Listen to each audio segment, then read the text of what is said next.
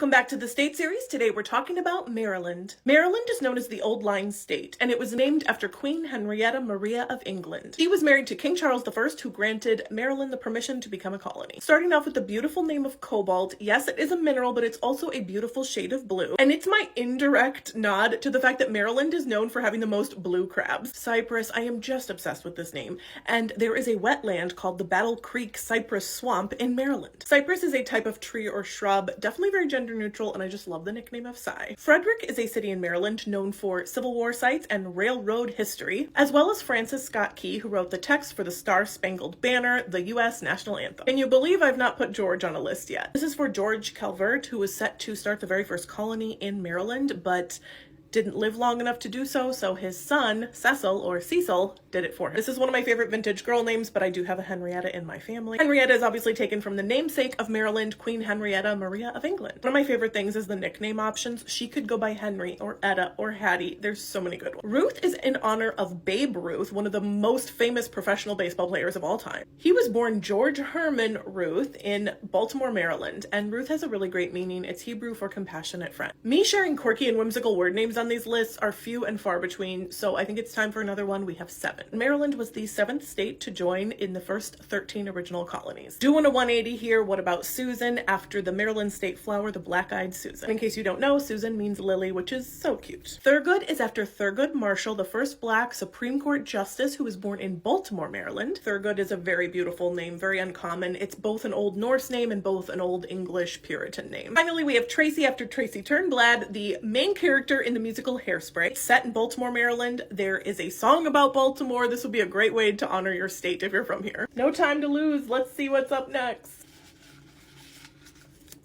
Indiana.